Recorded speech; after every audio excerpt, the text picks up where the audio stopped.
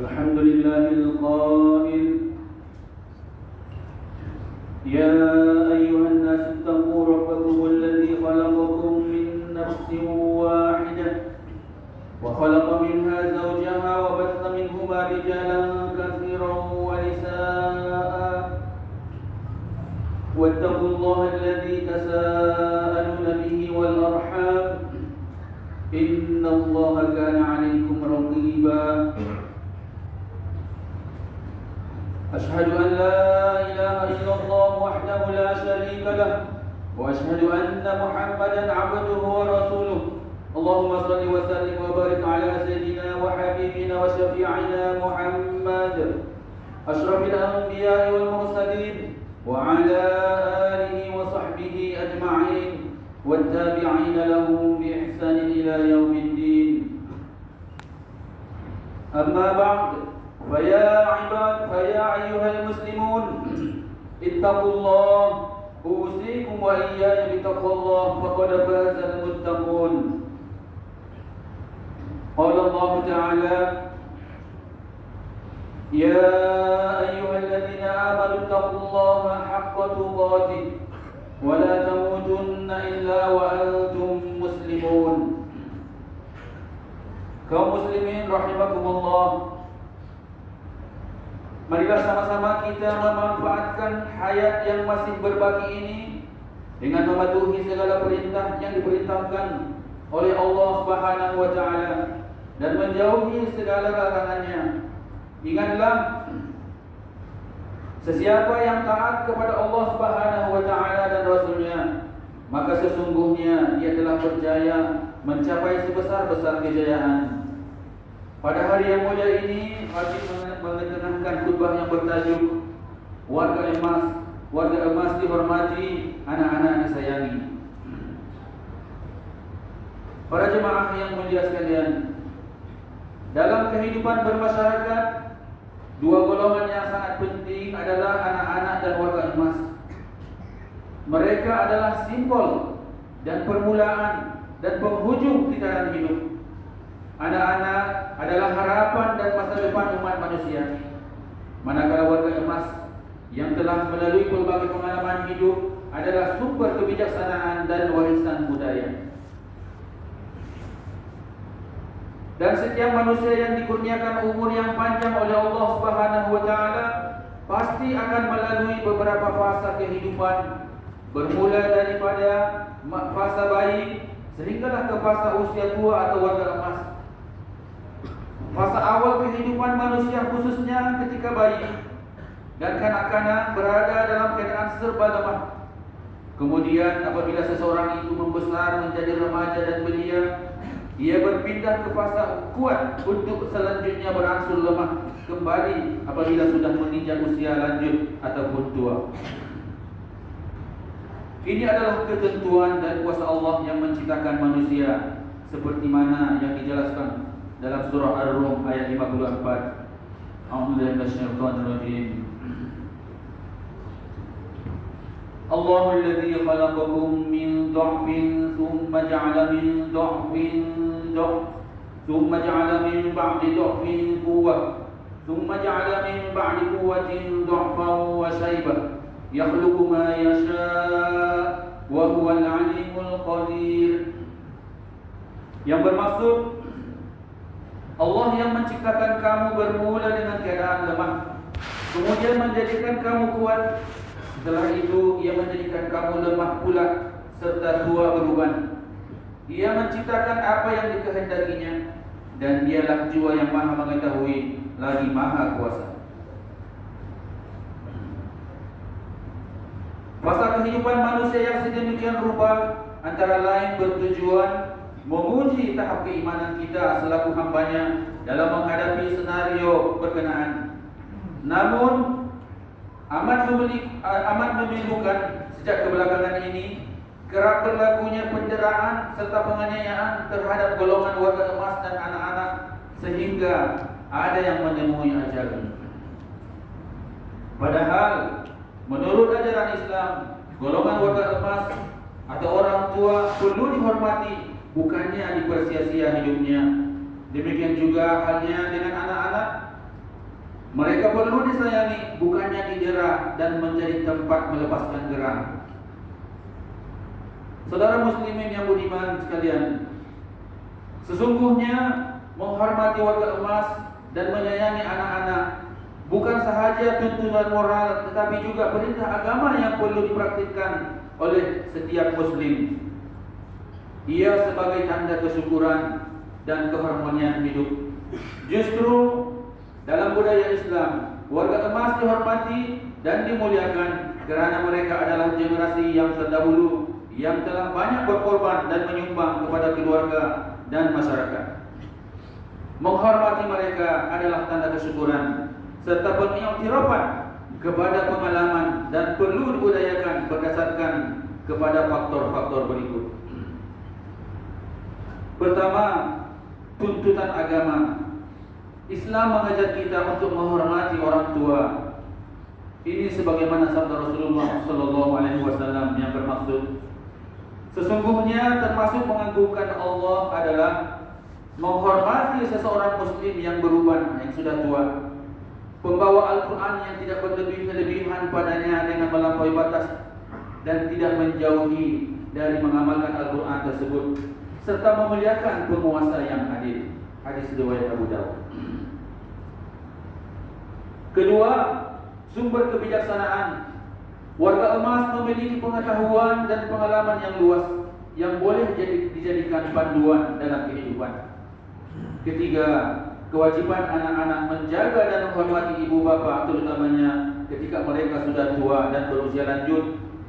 Ia bertepatan dengan firman Allah Subhanahu wa taala dalam surah Al-Isra ayat 23 yang bermaksud, dan Tuhanmu telah perintahkan supaya engkau tidak menyembah melainkan kepadanya semata-mata, dan hendaklah engkau berbuat baik kepada kedua ibu bapa.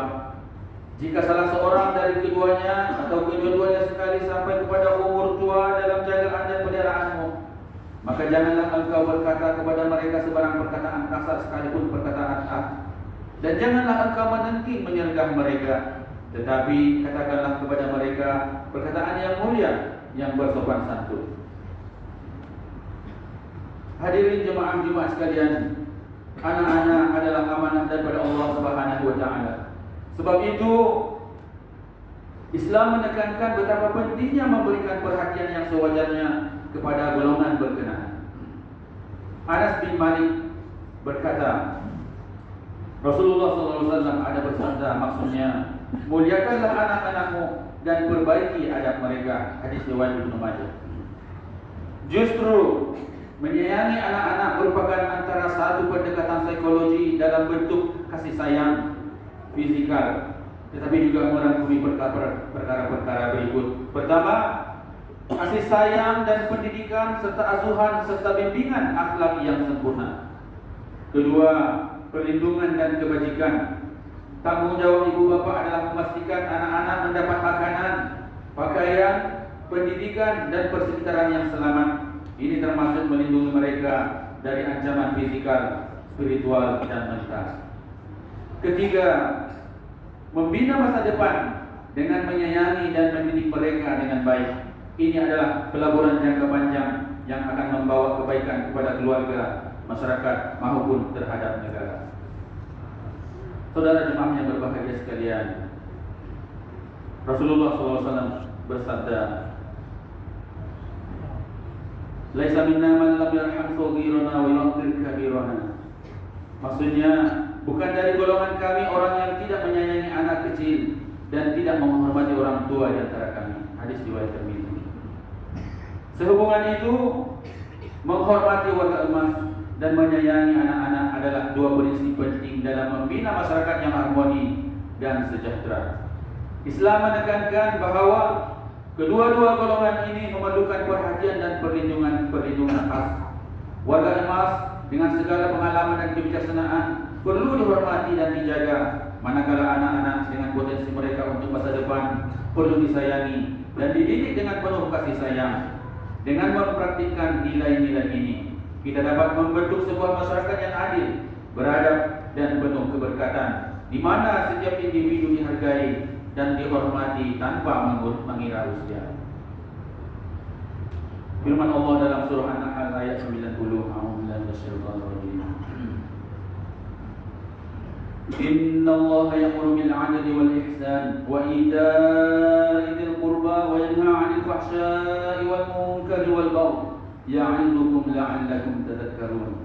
Maksudnya, sesungguhnya Allah menyuruh berlaku adil dan berbuat kebaikan serta memberi bantuan kepada kaum kerabat dan melarang daripada melakukan perbuatan-perbuatan yang keji dan mungkar serta kezaliman. Dia mengajar kamu dengan suruhan dalam larangannya ini supaya kamu mengambil peringatan mematuhinya. Barakallahu li wa lakum bil Qur'anil azim wa nafa'ani wa iyyakum bima fihi minal ayati wal dzikril hakim wa taqabbala minni wa minkum tilawatahu innahu huwas samiul alim. Aqulu qawli hadza wa astaghfirullahal azim li wa lakum wa lisa'iril muslimina wal muslimat wal mu'minina wal mu'minat al ahya'i minhum wal amwat fastaghfiruhu innahu huwal ghafurur rahim.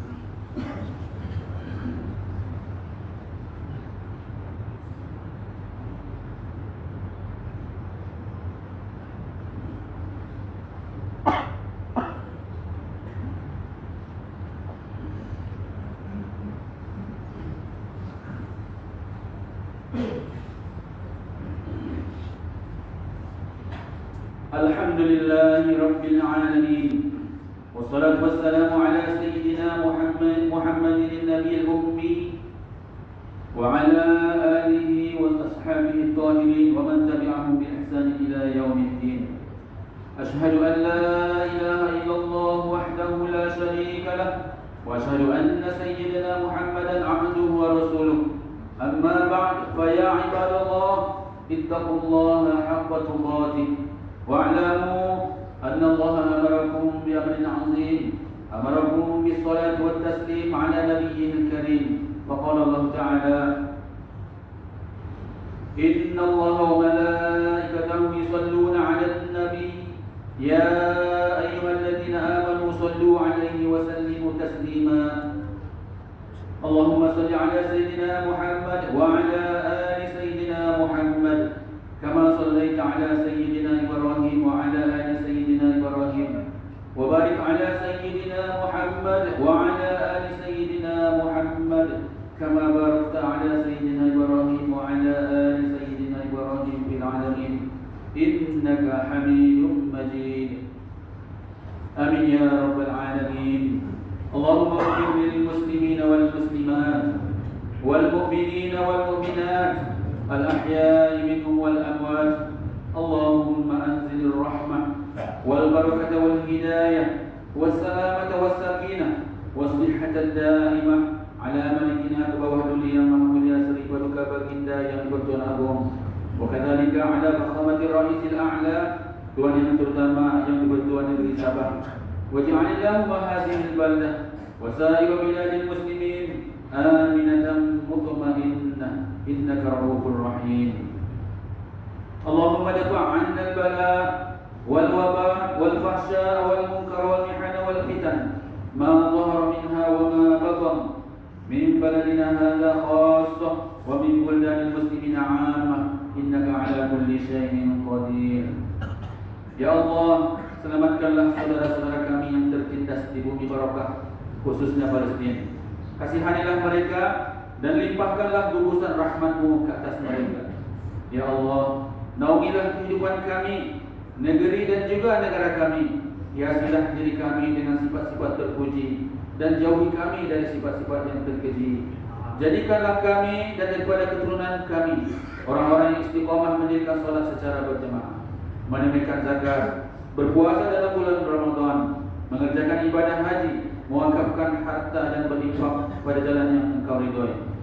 Sesungguhnya hanya kepada-Mu jua ya Allah tempat kami mengadu dan memohon pertolongan. Rabbana atina fid dunya hasanah wa fil akhirati hasanah wa qina adzaban nar. Ibadallah, inna Allah ya'muru bil 'adli wal ihsan wa ita'i dzil qurba wa yanha 'anil fahsya'i wal munkari wal baghi ya'idukum la'allakum tadhakkarun. Fadhkurullahal 'azim yadhkurkum washkuruhu 'ala ni'amihi yazidkum was'aluhu min fadlihi yu'tikum ولذكر الله أكبر والله يعلم ما